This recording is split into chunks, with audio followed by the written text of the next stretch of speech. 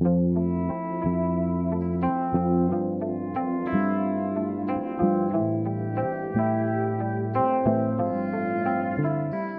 vous remercie en tout cas de m'avoir permis de vous présenter le programme de la filière obésité au CSSR. Donc le CSSR, comme je pense vous le savez, c'est un centre de soins de suite et de réadaptation qui a ouvert ses portes le 1er juin 2015. Donc à cette occasion, j'avais commencé cette filière avec le CHT en 2003, en lien à l'époque avec l'agence sanitaire, avec Dominique Megraoua, avec le réseau éducation du Nord et des îles. Et donc on a construit avec les patients, c'est une espèce de co-construction pour essayer d'appréhender quelque chose qui est assez délicat et d'aider les patients à améliorer leur santé. Donc cette filière, elle existe depuis longtemps. Moi, je suis en Nouvelle-Calédonie depuis maintenant 22 ans. Voilà. Ça, c'était juste pour présenter. Alors ça marche comme ça. Hop. Oh, attends, je vais faire ça, moi. Voilà. Bien. Alors, le CSSR est un centre privé. Pardon ? Ah, ça marche pas. Oui, ça marche pas. J'appuie où pour faire passer la diapo ? À droite ?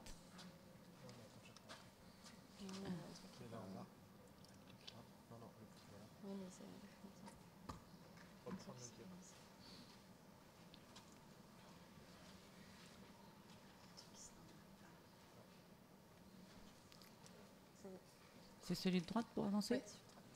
Ok.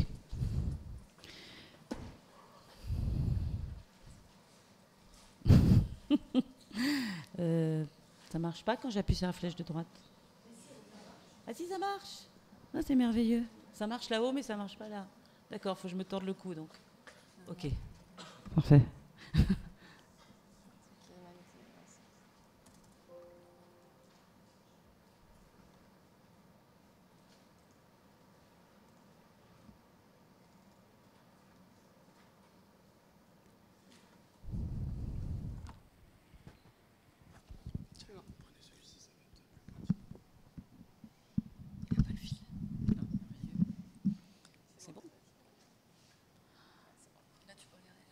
Okay. Parfait. Donc le CSSR est un centre privé qui est évidemment juste à côté du Midi-Pôle, donc fait partie du Midi-Pôle. Et pour ma part, je suis médecin interniste, donc je travaille également depuis longtemps avec mes amis de la médecine interne, avec qui je partage les gardes toujours. Donc le CHT, je connais depuis très longtemps. Donc pour rentrer au CSSR, il y a deux moyens. Soit on rentre, les patients obèses rentrent par la filière d'adressage qui est la consultation de préadmission. Donc les médecins, généralistes, spécialistes nous envoient les patients par ce biais-là. Soit par un patient qui va être transféré directement d'un établissement hospitalier à un autre. D'accord ? Lorsque le patient vient de son domicile, donc lorsqu'il est adressé par une consultation, il faut savoir que pour les patients, là je suis obligée de vous donner ce détail, qui sont aide médicale sud, le contrôle médical de l'aide médicale sud exige que ces patients-là fassent un suivi de 6 mois en CMS avant qu'on puisse les prendre au CSSR pour leur obésité, c'est-à-dire 6 mois de suivi diététique et psychologique sur les CMS. Bon, on n'a pas trop encore de lien avec ces CMS pour savoir comment que ça se passe, mais en tout cas, c'est ce qui est obligatoire. Ensuite, pour l'aide médicale des îles et du Nord, ben, ça passe normalement par le contrôle médical qui accepte qu'on prenne les patients directement. Et ensuite, pour la CAFAT, ben, ça passe par l'entente préalable. Tous ces patients doivent avoir un formulaire d'entente préalable qui est rempli, soit par vous si vous savez comment le remplir, soit par moi lorsque je vois les patients en consultation. Ensuite, pour les patients qui sont transférés des établissements hospitaliers, il y a toujours un formulaire d'entente préalable, mais qui n'est pas soumis au contrôle médical, qui est simplement un formulaire d'adressage d'établissement à établissement. Donc à ce moment-là, c'est un moyen aussi de faire rentrer les patients, par exemple, dans des suites de pathologies qui sont liées à leur obésité, compliquées, infectieuses, etc. Voilà. Bon, pourquoi l'obésité ? Ben, ça, j'ai peut-être pas besoin de beaucoup vous le répéter, mais en France, on sait que l'obésité est assez beaucoup moins fréquente qu'en Calédonie. 15%, c'est peut-être un peu plus maintenant. En Calédonie, l'obèse, il est à plus de 37% de fréquence. Ces patients sont des patients qui sont debout la plupart du temps, mais qui parfois ont un handicap très important. Et même lorsqu'ils sont debout et qui paraissent pas malades, qui font 130 kilos, quand on fait du diagnostic au CSSR, on leur trouve 2 à 3 maladies. Donc ce sont des gens qui peuvent bien présenter, mais qui par contre ont une fonctionnalité de leur corps qui est extrêmement altérée. Donc on sait que les patients obèses dans cette population, ils ont à plus de 50% du diabète, alors que dans la population calédonienne, c'est 8%. On sait qu'ils ont à plus de 50% de l'apnée du sommeil, qui n'est souvent pas détectée d'ailleurs, donc on fait du diagnostic à ce niveau-là. Mais aussi les maladies cardiovasculaires comme l'hypertension, les cancers, les maladies infectieuses. Ces patients-là font beaucoup plus de problèmes infectieux que les autres. On voit le service de médecine interne se remplir de cellulite l'été. Et si on faisait la proportion des obèses, je pense qu'on en aurait pas mal. Et puis les pathologies ostéo-articulaires qui sont extrêmement invalidantes pour ces patients. Donc, c'est vrai que ces patients, par rapport aux autres patients du CSSR, sont des patients qui sont souvent debout, pas toujours, mais qui ont quand même un handicap qui va générer beaucoup de complications et beaucoup de comorbidités. Plus que la perte de poids, on se fixe, nous, sur la perte de masse grasse et le gain de masse musculaire, et puis sur le contrôle des facteurs de risque cardiovasculaire. Parce que c'est bien difficile d'arriver à perdre des kilos quand on est obèse, ça on le sait. Donc c'est pas nouveau. Par contre, quand on contrôle plusieurs facteurs de risque cardiovasculaire, parce qu'on se met à faire de l'activité physique, parce qu'on se met à perdre de la masse grasse, parce qu'on se met à mieux manger, à mieux penser, bien là on améliore la qualité de vie et la santé des patients. À ce titre, dans notre population, environ 40% des obèses ont un parcours de maltraitance. Donc le côté psychologique semble être au premier plan pour ces patients dans la prise en charge, autant que l'aspect diététique et l'aspect physique, et l'aspect médical, bien sûr. Donc actuellement, sur les critères d'entrée au CSSR, les patients doivent avoir un IMC au-delà de 35 et plus. Vous savez que l'obésité, c'est au-delà de 30, mais donc on a un petit vide entre 30 et 35. Rassurez-vous, la plupart de nos patients ont des IMC à 45, hein, donc on est bien au-delà de l'IMC 30. Donc, mais enfin, ça c'est la règle. Pour entrer au CSSR en prise en charge hospitalière, il faut avoir un IMC au-delà de 35, avec ou sans comorbidité. Les pathologies médicales doivent être stabilisées, bien entendu. On ne peut pas prendre des gens qui sont en soins aigus, sauf s'ils ont été stabilisés. Il faut qu'on ait une absence de troubles psychiatriques évolutif, hein, on ne peut pas prendre un schizophrène qui a décompensé il y a un mois, c'est très compliqué. On a essayé, mais en l'occurrence, ça se passe plutôt mal. Et on aimerait que les pathologies soient stabilisées depuis au moins une année pour prendre des gens. Et c'est assez compliqué quand même. On peut aussi prendre de la préparation nutritionnelle à la chirurgie chez les obèses, hein, que ce soit une préparation pour un pontage, pour une chirurgie cardiaque, etc. Donc c'est quelque chose qui rentre dans nos cordes. Et puis, pour ces patients qui sont transférés aussi parfois directement des services hospitaliers dans les suites de décompensation, donc qui ne viennent pas de leur domicile, eh bien là, les objectifs de prise en charge sont de la rééducation nutritionnelle, sur des gens qui sont souvent très dénutris, même s'ils sont obèses, et de la rééducation tout court liée au handicap. On a actuellement deux choix qui se mettent en place. Les possibilités de faire une hospitalisation complète avec des critères d'inclusion ou une hospitalisation de jour qui est en train de vraiment bien s'organiser au CSSR pour devenir un programme plus attractif. Donc les critères d'hospitalisation complète sont les pathologies médicales avec dépendance aux soins et ou un périmètre de marche inférieur à 50 mètres.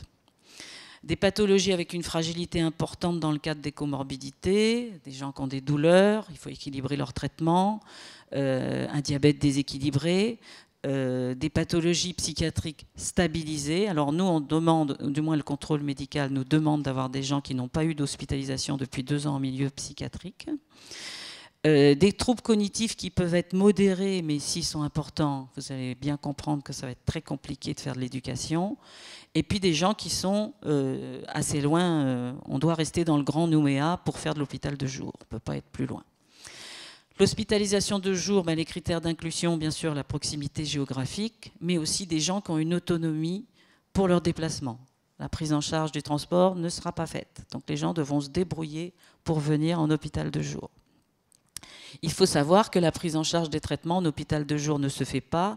La réévaluation des traitements, ajustement des traitements douleur, diabète, doit être fait par le médecin généraliste. Donc ce n'est pas nous qui pouvons le faire.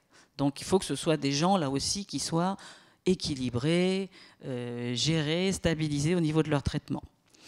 Et puis pareil, un degré de motivation suffisant pour adhérer au projet. Lorsque vous avez des gens qui sont épuisés, vous ne pouvez pas leur demander d'adhérer à un projet d'éducation. Ils n'ont simplement pas l'énergie.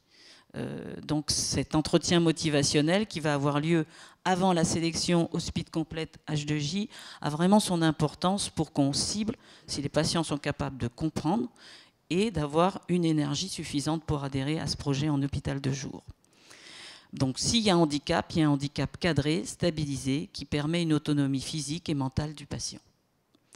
Donc c'est subtil, mais nous, avant de choisir si on met les patients en H complète ou en H2J, on a une consultation de préadmission et on aimerait faire un bilan en hôpital de jour avec un bilan diététique, un bilan médical, un bilan psychologique, un bilan fonctionnel de l'activité physique pour savoir où est-ce qu'on va pouvoir mettre ces gens en H2J, en H complète.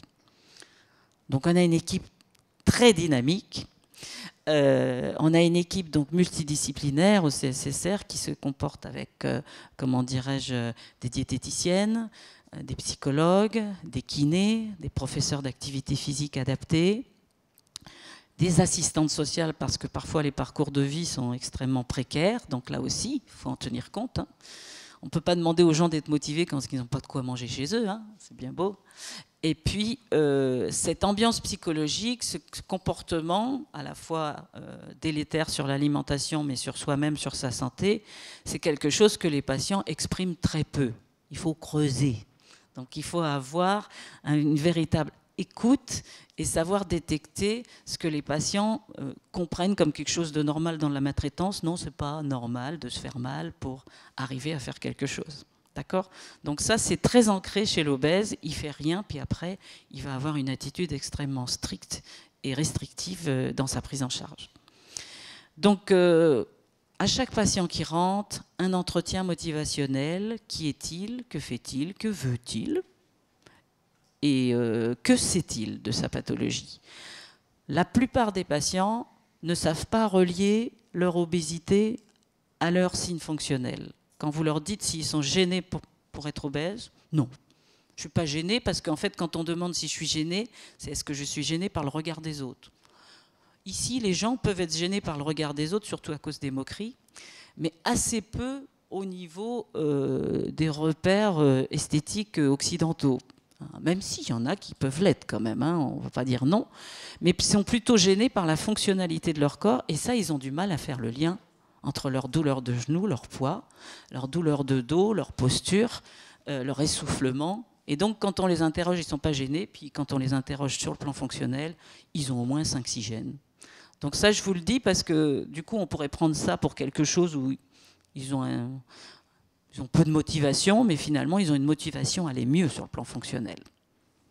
Bon. Donc, à la fois, dans cette prise en charge, on va avoir un bilan individualisé, un bilan médical, vous voyez, un bilan qui est fait avec un bilan de carence. Beaucoup de patients ont des carences, vitamine B9, B12, vitamine D ici, c'est tout le temps. Hein, donc on n'a même plus besoin de la doser. Ils sont tous carencés en vitamine D. Un bilan de la fonctionnalité des douleurs, des radios, des consultes aux spécialistes, bien sûr. Un bilan à la recherche du diabète, à la recherche de l'hypertension artérielle, à la recherche de l'apnée du sommeil qui concerne 50% de ces patients, je le répète, hein, c'est vraiment un bilan qui est rarement fait. Et donc, ces patients, finalement, rentrent au CSSR plutôt bien, debout, et puis ressortent avec 2 ou 3 maladies qu'ils ne connaissaient pas. L'infirmière d'éducation, elle a donc un temps qui est occupée que par de l'éducation. À chaque patient qui rentre, elle a un entretien motivationnel avec lui et elle essaye de voir s'il connaît ses traitements, s'il fait le lien entre ses problèmes de santé et ses médicaments, s'il comprend ses traitements, sur les gestes techniques pour le diabète, sur les anticoagulants, etc.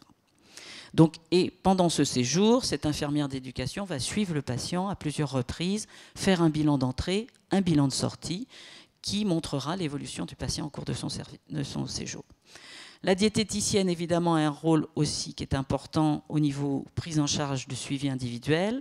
Elle va faire un point sur l'évaluation calorique du patient, l'enquête alimentaire, ses comportements, ses troubles du comportement, sa dépense énergétique, ses besoins journaliers qui sont calculés, et puis mesurer son impédance-métrie. Tout ça, une première fois à l'entrée, en milieu de séjour, en fin de séjour. Et elle pourra revoir le patient plus si c'est nécessaire en fonction de sa satiété ou pas par ce qu'on lui propose comme alimentation. On ne fait pas de régime strict au CCCR. On fait du moins 600 kilocalories par rapport à l'enquête alimentaire. Parce que ce qu'on veut, c'est que les gens, ils arrivent. Hein. Si vous les frustrez dès le départ, ils vont y arriver pendant un mois, puis après, ça sera terminé. Hein. Donc ces régimes qu'on faisait avant et que certains font encore, dans des conditions médicales où on n'a pas trop le choix, eh bien, on ne les fait plus, parce que ça ne marche pas. Le kiné, lui, va tester les patients sur le test, on fait un test de levée de chaise, hein, qu'on va faire à l'entrée et à la sortie, de l'équilibre unipodal, pour voir ce qu'ils vont gagner comme équilibre au fur et à mesure de leur séjour, un bilan des douleurs qui est fait précisément. S'il y a des déficits musculaires, on fait des testings. Les amplitudes articulaires, est-ce qu'elles sont respectées? Est-ce qu'il y a un flexum de genou? Est-ce qu'il y a une raideur du rachis? La souplesse, la capacité à se relever du sol et la force musculaire. L'APA, le professeur d'activité physique, lui, va tester tout ce qui est habitude de vie, comment le patient bouge dans sa vie.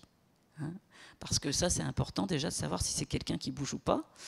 Et va le mesurer son endurance avec un test de marche qui va permettre de mesurer à la fois la distance parcourue en 6 minutes, mais de s'assurer qu'il ne désature pas l'effort ou qu'il n'a pas une désadaptation avec une tachycardie majeure au bout de 2 minutes, auquel cas il faudra qu'on voit un petit peu si c'est du déconditionnement ou s'il y a une autre problématique cardiaque derrière ou respiratoire.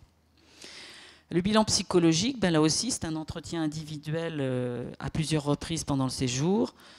Tous les patients sont vus, sauf si vraiment ils ne le veulent pas, en individuel. Et c'est un petit peu une élaboration des difficultés, des souffrances. Et là, c'est vraiment un suivi personnalisé qui va pouvoir déboucher à la sortie sur un suivi éventuellement extérieur.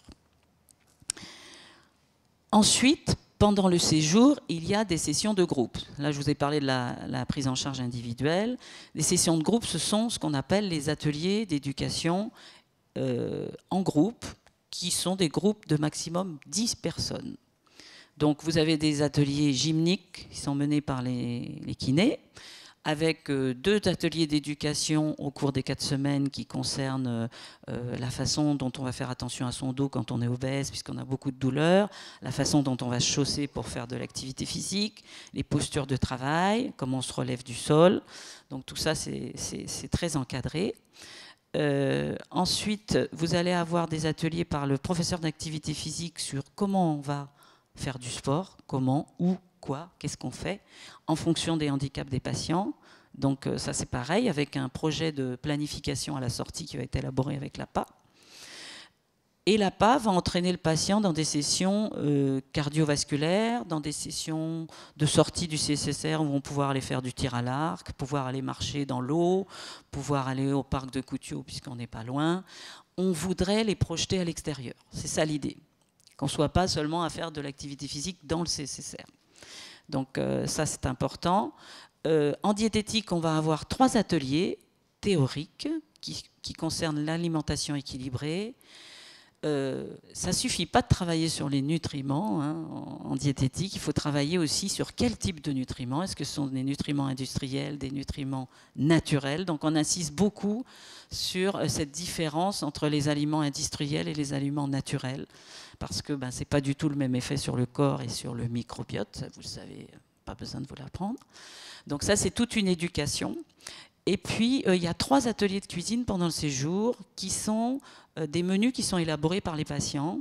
Et comment on va les faire en essayant d'être judicieux sur la composition en matière grasse, sur ce qu'on va utiliser comme produit. Et donc, on a un jardin thérapeutique également au CSSR qui est entretenu aussi par les patients, où on va chercher des condiments, on leur donne des idées sur les plantes nutritionnelles qui ne coûtent rien, qu'ils peuvent planter dans leur jardin, etc., etc. Donc, on se sert de la cuisine et les patients vont élaborer la cuisine avec les diététiques pendant du début à la fin, du jardin à l'assiette, autrement dit. Et il faut que ce soit bon en plus. Hein. Donc, c'est très important d'avoir du plaisir à manger quand on veut maigrir, quand on veut améliorer sa santé. Sinon, ce n'est pas la peine. Donc voilà, on découvre tout ça avec les patients qui, eux, pensent qu'évidemment, il faut manger tout bouilli du début à la fin de leur vie pour arriver à perdre du poids. Ensuite, vous avez les ateliers psy qui sont très importants. Il y a 2 ateliers de groupe de psy qui sont sur les parcours de vie, où les patients vont pouvoir évoquer le pourquoi de leur prise de poids, et puis qu'est-ce qui s'est passé, en toute pudeur devant le public, bien sûr, puisqu'il y a une dizaine de patients qui sont tous là pour la même raison. Et puis il y a un atelier estime de soi sur comment on construit son estime. Qu'est-ce qui fait qu'on la construit dans le sens d'un respect ou dans le sens au contraire de quelque chose qui va être de la maltraitance, et pour qu'ils arrivent un petit peu à comprendre comment ils en arrivent à des comportements qui leur échappent mais qui sont parfois extrêmement maltraitants. Au niveau médical, il y a un atelier que je fais sur la prise en charge médicale qui est plutôt un petit peu de rassembler toutes ces aspects de la prise en charge, où là je parle de la transformation du corps, de la perte de masse grasse, du gain de masse musculaire, bien sûr de la perte de poids, mais qui va être pour ces patients entre 10 et 15 kilos par an, hein, je précise, non pas par mois. Donc ne vous attendez pas à des choses qui ne sont pas possibles. Et c'est important de les encourager. En un mois, ils vont perdre 4-5 kilos. Et puis après, ils perdront peut-être un peu moins vite à la maison, mais ils peuvent très bien être dans un parcours où s'ils continuent, ils perdent 10 à 15 kilos par an. Plus pour les plus de 120 kilos, hein, ils perdent un peu plus vite. Voilà. Donc dans cet atelier, on parle du microbiote, on parle de l'importance des aliments qu'on choisit à mettre dans son assiette. On parle aussi du budget, parce que quand on n'a pas de sous, comment on se nourrit, c'est compliqué. On parle aussi du lien avec la santé, de comment on va pouvoir diminuer les traitements de ces patients, diminuer les traitements du diabète, diminuer les traitements de l'hypertension. Donc cet atelier-là, il a de l'importance parce qu'il vient un peu corréler les autres et il vient après à peu près 10 jours d'observation des patients, ce qui nous permet de voir leur façon de faire et de l'adapter à leur comportement. Sans les viser, bien sûr. Hein. On ne les vise pas, mais voilà, on se rend compte de ce qui se passe. Ensuite, qu'est-ce qu'il y a comme atelier que j'ai oublié? Je crois qu'il y a 3 ateliers sur le diabète pour les patients qui sont diabétiques, qui sont organisés par les infirmières et les diététiciennes. Et puis, il y a 2 ateliers infirmiers qui sont utilisés pour la façon dont on va se mettre à table, le temps qu'on va mettre à manger, combien ça a de l'importance de s'installer, et aussi tout le côté hygiène alimentaire, comment on conserve les courses, comment on met les choses au frigidaire, etc., etc. Donc on essaye avec ce programme à la fois de suivi individuel et de suivi en groupe, non seulement en groupe de générer ce qu'on va dire comme ici en Océanie la parole. Et la parole est importante parce que les patients se rendent compte qu'ils ont des points communs, ils ont des différences. Et c'est une vraie co-construction, c'est-à-dire on n'est pas en train de dire aux patients il faut faire comme ça. On leur donne des idées et on construit avec eux. Après, on réajuste parfois, mais on est vraiment dans l'éducation thérapeutique, dans quelque chose où la relation doit être gagnant-gagnant. Le patient gagne, le soignant gagne, mais le soignant ne peut pas gagner tout seul en disant tu dois faire ça, et puis c'est tout, moi je rentre à la maison et ça me va. Non. Qu'est-ce que tu veux faire pour que ça aille mieux? Et ça, c'est compliqué pour nous parce qu'en tant que soignant, on n'a pas trop l'habitude de ça. On a l'habitude de donner des conseils, d'être le sachant, et lui ne sait rien. Tant qu'on ne changera pas cette attitude, on aura du mal à construire avec lui. Et là, dans ce timing-là, on a vraiment besoin de beaucoup de temps relationnel avec nos patients. Parce que il faut parfois déconstruire des croyances qu'ils vont reconnaître comme mauvaises pour eux, ça ne se déconstruit pas comme ça, et puis construire des choses plus positives où ils voient qu'il y a de l'effet. Donc ce délai de 4 semaines est très important pour ça. C'est long, mais c'est le temps qu'on puisse évoluer. Et puis ce temps de recul aussi par rapport à tout ce qu'ils vivent à l'extérieur, où ils ont du mal quand même à s'organiser. Il y a également un temps d'hypnose. Bon, moi, je fais de l'hypnose depuis 2012, j'ai été formée pour ça. J'ai trouvé que c'était un bon moyen d'aborder cet aspect psychologique que nous, on n'a que les médicaments pour soigner ça. Donc, avec l'hypnose, on arrive à faire pour ces patients, à chaque début de séjour, un bain d'hypnose. Ils sont en groupe, on fait un bain. Voilà. On fait un bain, je leur explique un petit peu comment ça fonctionne. Et après, je leur laisse le choix de venir vers moi s'ils veulent travailler sur le plan émotionnel, sur le plan des grignotages, sur le plan d'arrêter de fumer. Ils viendront que s'ils voudront. Et donc, voilà, ça fait des choses qui sont intéressantes au niveau. Et puis ensuite, je leur apprends un peu d'auto-hypnose pour qu'ils travaillent aussi sur eux-mêmes. Donc, vous voyez que c'est une prise en charge quand même assez... c'est une grosse organisation. Alors, malheureusement, je n'ai pas réussi à vous photocopier le déroulé du programme, qui est très, très cadré. Tous les 15 jours, nous avons un staff pluridisciplinaire où on va rassembler toutes ces infos. J'ai oublié de vous dire qu'à l'entrée, le patient signe un contrat de soins. Il s'engage, mais il peut se désengager. Il s'engage à être là quand il est là. Mais vous savez qu'en éducation thérapeutique, le patient peut quitter le programme quand il veut. Bon, rassurez-vous, il y en a très peu qui quittent le programme. Ils ont même du mal à quitter le CSR, mais bon, ça c'est autre chose. Mais voilà, la relation thérapeutique, c'est le respect de la décision de l'autre, avec toutes les angoisses que ça peut générer parfois. Donc ça, je vous l'ai déjà dit. Attends. Hop, hop, hop. Ça, ce sont les ateliers. Donc, ce qu'il faut que vous sachiez, c'est que le programme d'éducation est intégré aux soins. Ça, c'était un de mes vœux.